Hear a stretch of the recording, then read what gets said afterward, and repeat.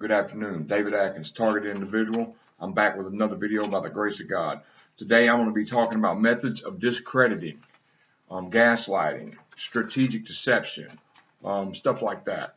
And I am working on thought and mind interface, but it looks like I'm going to have to read two books and write down notes out of these books that I get out of it, because the information is just, you'll have information about thought and mind interface in one part of the book, and it might talk about it in the middle of the chapter, two chapters later, and you just get nuggets. He's dropping nuggets, and you got to put it all together. So anyway, I got a word for y'all before I start, and if you're not a believer and you don't want to hear it, just fast forward. So this came to me 2 days ago, and I was like, man, I began to realize that Samson was not as muscular as he was made out to be.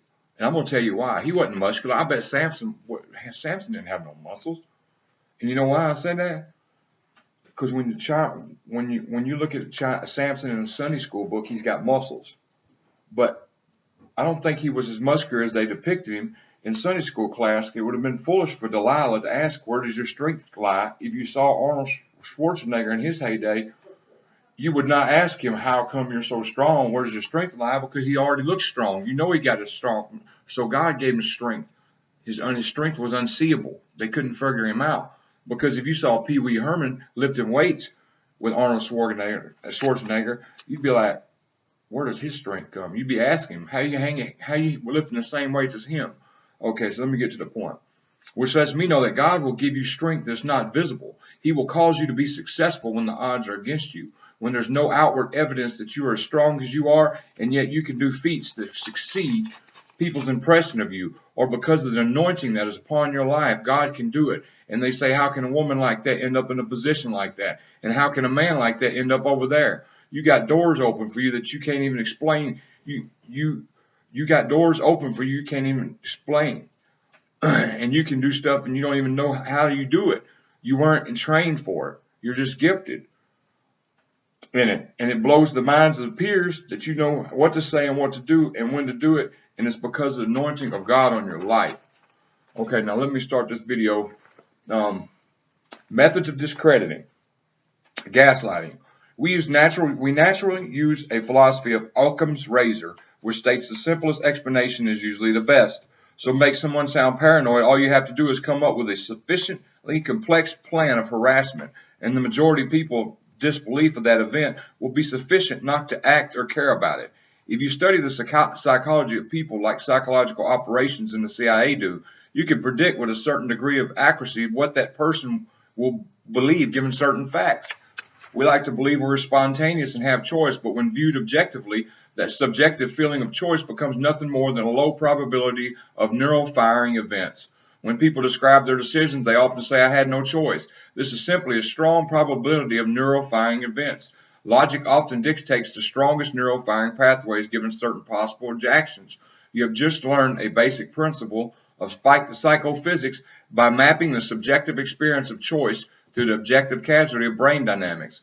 Politicians use the tactic of discrediting their opponent through mudslinging, making up or digging up dirt that makes people question the honesty and validity of their opponent's statements is the goal of many campaigns these days. The CIA and foreign intelligence agencies use skeletons of politicians to control them through blackmail. If someone gets out of line, a leak to the press is all it takes to disable them as a force of change.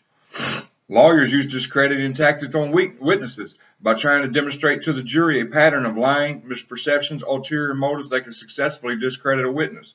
While all these traditional tactics have proven fruitful throughout time, on when the agencies involved in extreme covers-up prefer another tactic that seems withstood the test of time too. This is labeling somebody as paranoid, schizophrenic, or mentally ill. And you know, I had it, man. I escaped a murder attempt back in 2015, and I remember being told, oh, it was all delusion. It didn't really happen. Man, I seen it with my own eyes. I escaped it. And that's gaslighting to its T. So anyway, but since the weapons test and the neurological, the military has employed this tactic in 1960, or that is labeling somebody paranoid, schizophrenic, or mentally ill. Once that label's been attached to someone, almost all testimony will be disbelieved. The military has employed this tactic since the 60s to get rebellious soldiers and others locked up in mental hospitals. But since the weapons testing of the neurological disruptor technology has begun on the general population, beginning in the early 60s and then stepped up to the full throttle in 1976, the scope of what is considered mentally ill had to be reprogrammed into a broader definition for the general population. The movie A Beautiful Mind, which I love, by the way, was timed to program people with the notion that even geniuses can be mentally ill. So even if a brilliant person whose logic is impeccable describes hearing voices, their accounts should be dismissed and they may be violent and dangerous if they believe they're delusion. Perhaps, but if you look at the details of the way the mind works, it is extremely unlikely for the majority of the brain to function perfectly, especially the higher level cognitive functions and the auditory visual pathways to be severely compromised specifically. When one delves into the details of the science of the mind and current weapon capabilities, it becomes obvious that the more probable event is actually the more complicated in the terms of the history of the U.S. human effects weapons testing program and the science behind its counter initiative to the Occam's razor principle at first blush. And I'm going into strategic deceptions now. And this has been used, man, these people are trying to discredit, by throwing people saying they're mentally ill. And half these people that are mentally ill are smarter than half the world, in my opinion, because they're not mentally ill. The stuff's really going on. Actions must be judged in the context of all possibilities to understand their meaning, the actor's motives, and their relevance.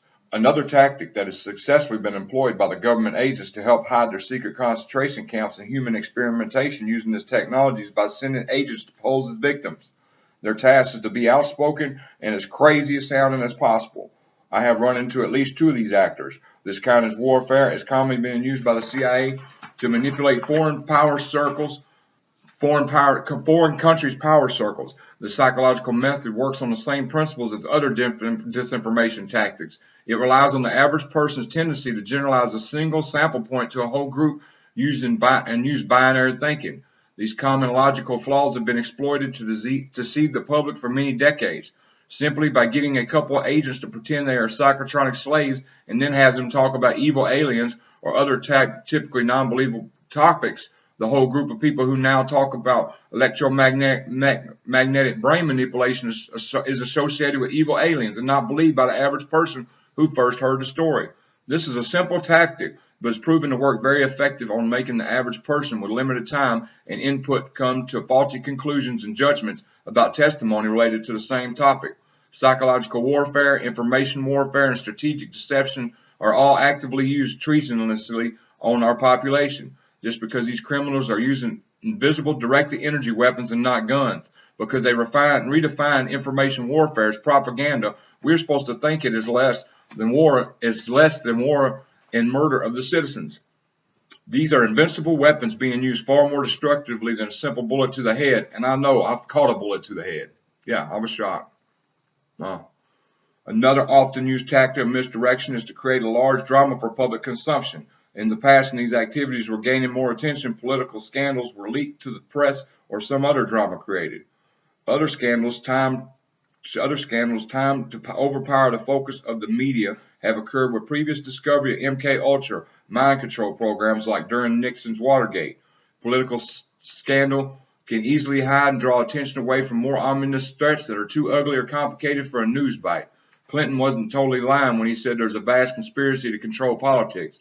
The effectiveness of precisely timed media leaks has been proven to be a useful tool also. And that's all I got. And the only reason I brought this up today was just something simple. And it come out of Robert Duncan's book, Matrix Decoded. I really didn't feel good all day. I just wanted to do the video. So, I got some deeper stuff coming in the future. Like I said, I'm still researching this thought and mind interface thing. But anyway, God bless y'all. Y'all have a great weekend. And I hope everybody's doing all right considering the torture we endure daily.